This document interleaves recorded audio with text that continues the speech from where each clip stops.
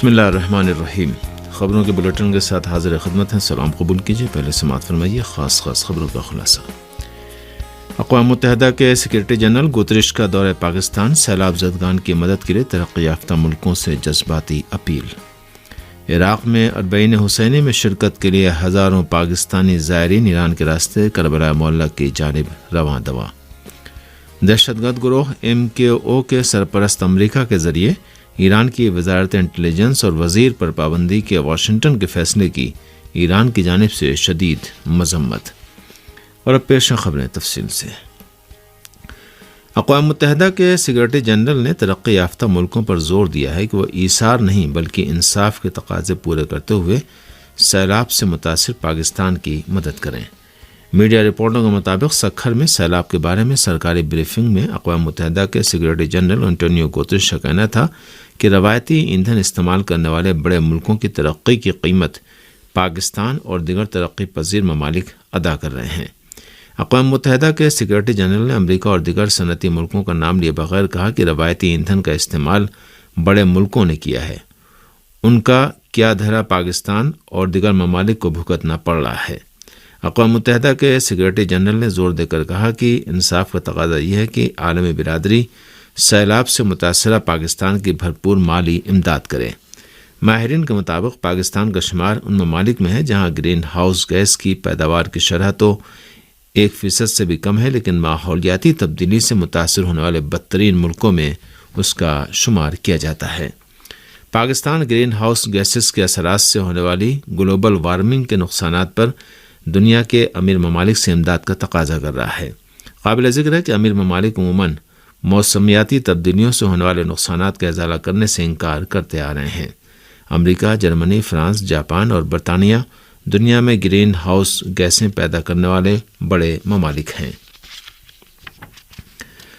18,000 سے زائد پاکستانی زائرین زمینی راستے سے اسلامی جمہوریہ ایران پہنچے ہیں، جنہیں کربلا معلیٰ جانے کے لیے عراقی سرحد کی جانب روانہ کر دیا گیا ہے۔ یہ بات ایران کی صوبائی اربعین کمیٹی کے سربراہ نے سرکاری خبر رساں ایجنسی ارنا سے بات چیت کرتے ہوئے کہی۔ پاکستان کی سرحد سے ملنے والے ایرانی صوبے سیستان و بلوچستان کی اربعین کمیٹی کے سربراہ جواد قمبری نے بتایا کہ 23 اگست سے اب تک 18,095 پاکستانی زائرین میرجاوا اور ریمدان سرحد کے راستے ایران میں داخل ہوئے اور کربلا معلیٰ کی زیارت کے لیے عراق روانہ ہو گئے۔ ان کا کہنا تھا کہ میرجاوا اور ریمدان کی سرحد پر زائرین کی آمد کے پیش نظر بنیادی سہولیات کا انتظام کئی ماہ پہلے کر لیا گیا تھا تاکہ زائرین کو کسی قسم کی مشکل پیش نہ آئے۔ دوسری جانب ایران کی انجمن ہلال احمر کے صوبائی عہدیدار علی رضا میر بہاؤالدین نے میرجاوا سرحد پر صحافیوں سے بات چیت کرتے ہوئے کہا ہے کہ ہماری 5 ٹیمیں روزانہ کی بنیاد پر ریمدان اور میرجاوا سرحد پر پاکستانی زائرین کو خدمات فراہم کر رہی ہیں۔ انہوں نے بتایا کہ ہلال احمر کے 61 رضاکار، 2 ایمبولینس گاڑیاں، 2 ڈسپنسریاں، 2 موٹر سائیکل ایڈورکرز اور 2 ریسکیو کیمپ ایران سے پاکستان میں داخل ہونے والے زائرین کی خدمت میں مصروف ہیں۔ علی رضا بہاؤالدین نے مزید کہا کہ میرجاوا اور ریمدان سرحد پر 10 خیموں پر مشتمل 2 عارضی کیمپ بھی قائم کیے گئے ہیں تاکہ کسی بھی ہنگامی صورتحال میں زائرین کو وہاں ٹھہرایا جا سکے۔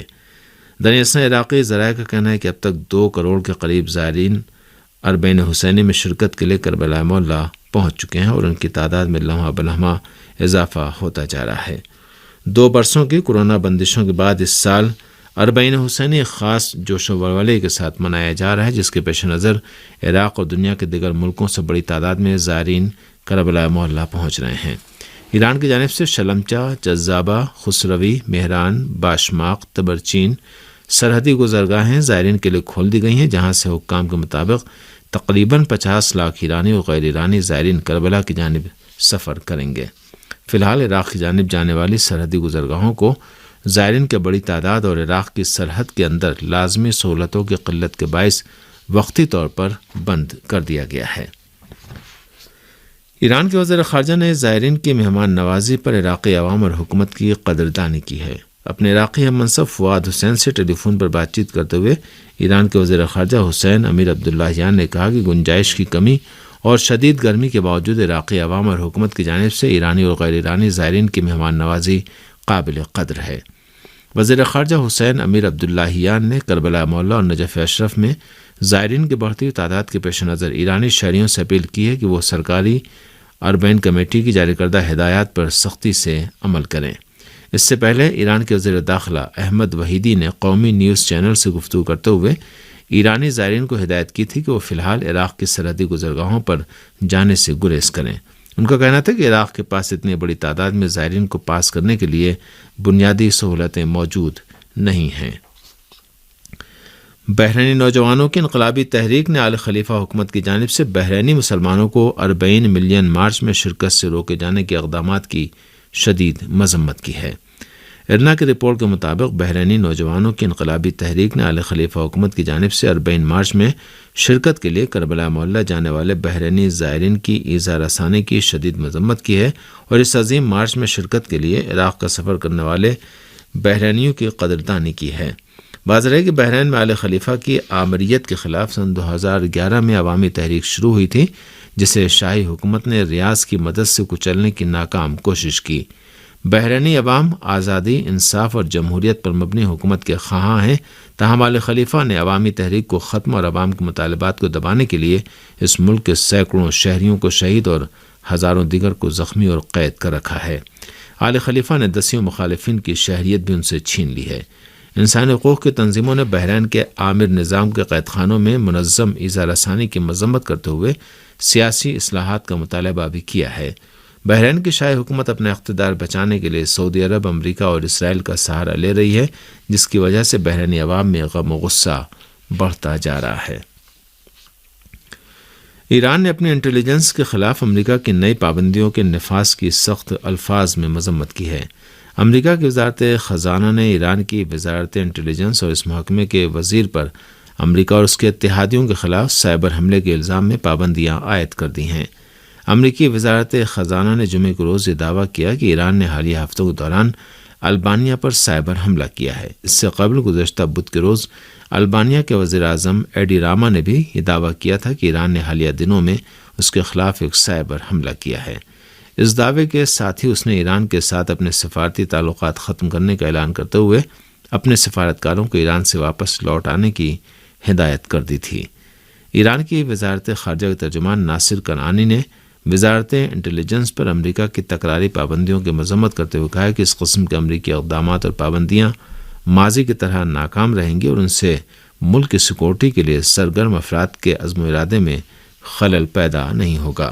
انہوں نے کہا کہ البانیہ کے دعوے کی امریکہ کی طرف سے فوری حمایت اس بات کا ثبوت ہے کہ یہ سیناریو البانیہ کا نہیں بلکہ خود امریکہ کا تیار کردہ ہے اور تیرانہ امریکی سیناریو کے جال میں پھنس گیا ہے۔ ترجمان وزارت خارجہ نے کہا کہ امریکہ برسوں سے البانیہ کو ایک دہشت گرد گروہ کی میزبانی کے لیے مجبور کیے ہوئے ہے اور ان دہشت گردوں کی مکمل حمایت کے ساتھ ساتھ انہیں سائبر حملوں کے لیے ٹریننگ دے رہا ہے۔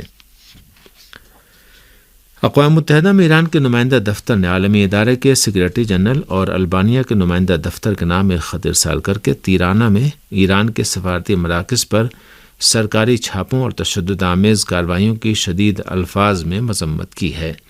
ایران کے نمائندہ دفتر کی جانب سے لکھے گئے خط میں، جس کی ایک کاپی اقوام متحدہ کے سیکریٹری جنرل اینٹونیو گوتریش کے نام ارسال کی گئی، یہ بات زور دے کر کہی گئی ہے کہ 8 ستمبر 2022 کو تیرانہ میں ایران کے سفارتی مراکز اور قونصلیٹ پر البانیہ کی پولیس کے تمام تر تشدد آمیز اقدامات اور متعلقہ ایرانی عہدیداروں کی اجازت کے بغیر سفارتی عمارت میں داخل ہونے کی سخت مذمت کی جاتی ہے۔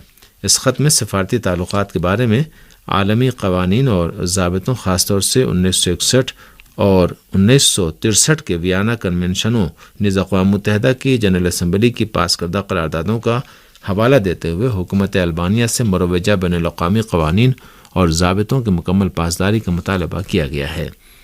اس خط میں حکومت البانیہ سے بھی مطالبہ کیا گیا ہے کہ وہ قوانین کی خلاف ورزی کر کے ایران کے سفارت خانے اور سفارتی مراکز میں در آنے والوں کو سزا دینے کے لیے تمام تر لازمی اقدامات عمل میں لائے اور ان افراد کو قرار واقعی سزا دے۔ اقوام متحدہ میں ایران کے نمائندہ دفتر نے بات زور دے کر کہی ہے کہ تہران البانیہ کے دارالحکومت تیرانہ میں اپنے سفارتی مراکز کے حوالے سے انجام پانے والے غیر قانونی اقدامات کے حوالے سے پیدا ہونے والے اختلافات کو پرامن طریقے سے حل کرنے کی غرض سے تمام ممکنہ ذرائع کے استعمال کا حق محفوظ رکھتا ہے۔ قابل ذکر ہے کہ دہشت گرد گروہ MKO کی عراق سے بے دخلی کے بعد اس گروپ سے تعلق رکھنے والے دہشت گردوں کو امریکہ اور نیٹو کی سرپرستی میں البانیہ لے جا کر بسایا گیا ہے تاکہ وہاں سے ایرانی عوام کے خلاف جاسوسی اور تخریبی اقدامات انجام دیے جا سکیں۔ واضح ہے کہ البانیہ امریکہ کے حکم پر کئی برس سے انقلاب دشمن منافقین کے دہشت گرد گروہ MKO کا میزبان ہے۔ MKO دہشت گرد گروہ ایران کے اسلامی انقلاب کے بعد ایران کے صدر، وزیر اعظم اور چیف جسٹس سمیت سینکڑوں عہدیداروں کو دہشت گردانہ حملوں میں شہید کر چکا ہے۔ MKO دہشت گردوں نے ایران میں کم از کم 17,000 شہریوں کو شہید کیا ہے اور ایران پر مسلط کردہ جنگ کے دوران بھی صدام کی باسی حکومت کا ساتھ دیا تھا۔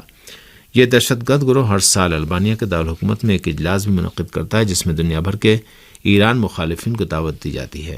سیکورٹی وجوہات کی بنا پر اس سال یہ اجلاس منسوخ کر دیا گیا ہے۔ افغانستان کے مختلف علاقوں پر امریکی حملے اور امریکی ڈرون طیاروں کی جانب سے افغان فضائی حدود کی خلاف ورزیوں کا سلسلہ بدستور جاری ہے۔ شفقنا نیوز ایجنسی کی رپورٹ کے مطابق امریکہ نے حال ہی میں افغانستان کے مختلف علاقوں کو جارحیت کا نشانہ بنایا ہے۔ ایک حملہ جمعرات کو صوبہ ہلمند میں انجام پایا جس میں طالبان کا ایک کمانڈر اور اس گروہ کے 20 دیگر فوجی اہلکار مارے گئے۔ ایک حملہ جمعے کو پکتیا میں انجام پایا جس میں طالبان سے متعلق ہتھیاروں کا گودام تباہ ہوا۔ گزشتہ ہفتے جمعے کی رات بھی کابل کے ایک علاقے پر ڈرون حملہ ہوا جس میں القاعدہ کا ایک سینئر رکن اپنے 4 ساتھیوں کے ساتھ مارا گیا۔ اس کے علاوہ بھی افغانستان کے مختلف علاقوں پر امریکی حملے انجام پائے جن پر طالبان کی جانب سے کوئی رد عمل ظاہر نہیں کیا گیا اور صرف اعلان کیا گیا کہ امریکہ افغان فضائی حدود کی خلاف ورزی جاری رکھے ہوئے ہے۔ فلسطینی نوجوانوں نے الخلیل میں غاصب صہیونی حکومت کا ایک فوجی ٹاور نظر آتش کر دیا۔ دوسری جانب فلسطین کے اسلامی استقامتی تحریک حماس نے مسجد الاقصی پر صہیونی انتہا پسندوں کے حملوں کی بابت سخت خبردار کیا ہے۔ فلسطینی ذرائع کے مطابق فلسطینی نوجوانوں نے ہفتے کو غرب اردن کے جنوب میں واقع الخلیل میں غاصب صہیونی فوج کا ایک ٹاور نظر آتش کر دیا۔ فلسطینی نوجوانوں نے غاصب صہیونی حکومت کی جارحیت کے جواب میں صہیونی فوج کے ایک ٹاور کو آگ لگا دی جس کے نتیجے میں کم از کم 7 صہیونی فوجی زخمی ہو گئے۔ خبروں میں بتایا گیا کہ ابھی ممکنہ نقصان کے بارے میں مزید تفصیلات کا انتظار ہے اور مزید نقصانات ہونے کا اندازہ لگایا جا رہا ہے۔ بعض فلسطینی ذرائع نے اس جانب اشارہ کیا کہ کچھ صہیونی فوجی دم گھٹنے سے ہلاک بھی ہو گئے ہوں گے۔ غاصب صہیونی حکومت کی جارحیت کے جواب میں فلسطین کے الگ الگ حصوں اور خاص طور سے غرب اردن کے مختلف علاقوں میں فلسطینی نوجوانوں کے جوابی اقدامات میں تیزی آ گئی ہے اور وہ ہر صہیونی جارحیت کا منہ توڑ جواب دے رہے ہیں۔ فلسطینی استقامتی گروہ نے اعلان کیا کہ غاصب صہیونی حکومت کی جارحیت کے مقابلے میں استقامت ہی بہترین ذریعہ ہے۔ فلسطینی نوجوانوں کی جانب سے جوابی اقدامات صہیونی فوجوں کی جارحیت کے جواب میں انجام پا رہے ہیں۔ دوسری جانب فلسطین کی اسلامی مزاحمتی تحریک حماس نے مسجد الاقصی پر صہیونی انتہا پسندوں کی الغار اور قبلہ اول کی بے حرمتی کے نتائج کی بابت سخت انتباہ دیا ہے۔ فلسطین کی اسلامی استقامتی تحریک حماس کے قدس کے امور کے سربراہ ہارون ناصر الدین نے ایک بیان میں کہا ہے کہ مسلمانوں کے قبلہ اول مسجد الاقصی پر غاصب صہیونی حکومت کے فوجیوں اور صہیونی انتہا پسندوں کی جارحیت کے انتہائی خطرناک نتائج برآمد ہوں گے۔ حماس کے رہنما ہارون ناصر الدین نے سخت متنبہ کیا ہے کہ صہیونی انتہا پسندوں کی جانب سے مسجد الاقصی کو مسلسل جارحیت کا نشانہ بنایا جا رہا ہے اور یہ ایک ایسا خطرناک اقدام ہے کہ اس کے نتائج کی ساری ذمہ داری غاصب صہیونی حکومت پر عائد ہوگی۔ سعودی اتحاد نے گزشتہ 24 گھنٹے کے دوران 150 بار جنگ بندی کی خلاف ورزی کی۔ المسیرہ ٹی وی کی رپورٹ کے مطابق سعودی اتحاد کی جانب سے جنگ بندی کی جاری خلاف ورزی میں سعودی اتحاد کے ڈرون طیاروں نے نجران میں الصح کے علاقے کی فضا میں جاسوس پروازیں شامل ہیں جبکہ رہائشی علاقوں اور یمن کے مسلح افواج کے ٹھکانوں پر حملہ بھی کیا۔